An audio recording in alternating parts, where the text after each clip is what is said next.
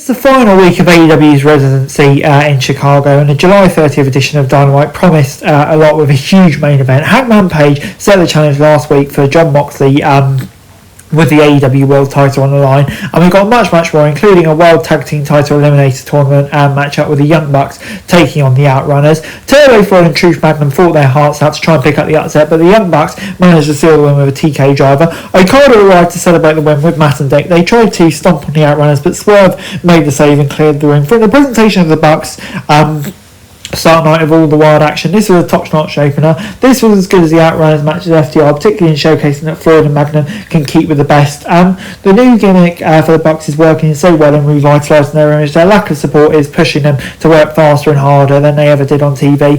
It makes sense for Matt and Nick to win here, likely pushing all the way for the finals against FTR. It did not hurt the Outrunners though, as they ended the segment standing tall and showcasing how good they can be. So yeah, this is great stuff. Gets an 8 out of 10 from me. Before Tony Schiavone interviewed Christian Cage, who admitted he was an arsehole but gained some feelings in his jaded state, he called out Adam Copeland for trying to sell the patriarchy had done any worse than him on the road to the mountaintop. He then disowned Nick Wayne and Kip Sabian. Led by a distraction from Mother Wayne, Wayne and Sabian attacked Christian and smashed his head between the two steel chairs. The patriarch perfectly articulated why he's the same man he's always been, while setting a path towards a reunion with Edge. The promo could have trimmed in length, and the comments towards Mother's Lane did not land clean. Still, the goal was accomplished, and the vigil was effective as we build towards that Cage Wayne match. Before we got that Hangman Page versus Moxley match in the middle of the show, surprisingly, and Mox tried to destroy Hangman throughout this match, but the Cowboy would not stay down against anything.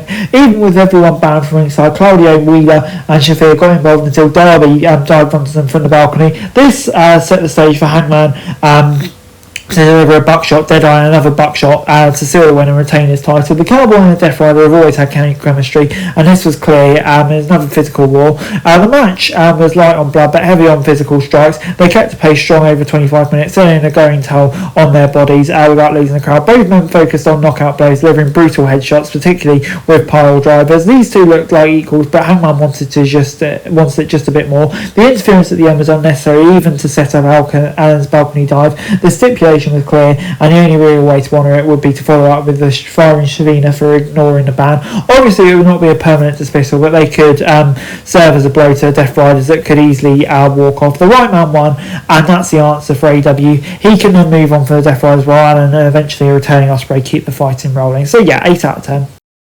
Next up, we got Timeless Tony and Alex Windsor taking on Athena and Billy Starks, and Athena and his team overwhelmed throughout the match, working a strong tag team synergy.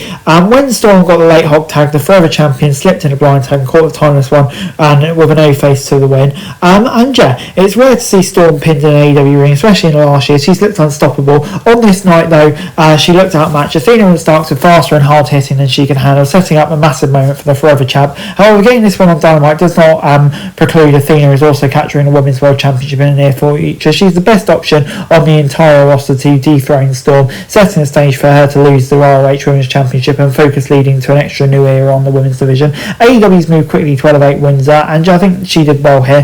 She may be a step behind Shirakawa when she returns for injury, but she's proven she can be a top talent going forward as well. So yeah, 7 out of 10. And next up, we got Ricochet against Mark Briscoe. Ricochet found himself fighting a different Briscoe in the past, rolling over him and negates agony no matter what they threw at him. Brody King and Bandido arrived late to clear out Khan and Leona, which set the stage for Chicken to seal the win for over Jay Giller. Afterwards, Briscoe called out MJF, and the Salt of the Earth said he would fight the Chicken next week on Dynamite. He attacked Briscoe from behind until Hangman Adam Page showed up to help the heel. When Ricochet defeated Briscoe in their gory ambulance match, it looked like one and only was set to go for gold, while Briscoe would fall back. Instead, the opposites happened, leading all the way to the Chicken working this match. While this did not need to be a headliner on a loaded card, it was the second time Briscoe has worked this position in the past 2 weeks, and AEW's positioning him well. This was a good one, but driven more by the emotion of Briscoe. When AEW didn't fully confirm it would be a number one contenders match, it could go either way, and it's intriguing that Briscoe genuinely feels he could be next up for the Cowboy, and you love to see it. So yeah, 6 out of 10. Overall, Dynamite this week gets 6 out of 10 for me. I thought, yeah, this is a pretty solid Dynamite on the whole. The first match was really, really strong as well, and then you obviously had the world title match, like what we're doing in the main event. So yeah, lots of intriguing stuff going on throughout the show, and I thought on the whole, yeah, a pretty solid show. Gets a 6 out of 10 from me. Guys, that's it for this video. Thanks very much for watching. Remember to like, share, subscribe, follow us on our socials, link in the description below for daily wrestling news, meme and content. Subscribe to our other channels on screen right now, that'd be greatly appreciated. Thanks very much for watching. Peace out.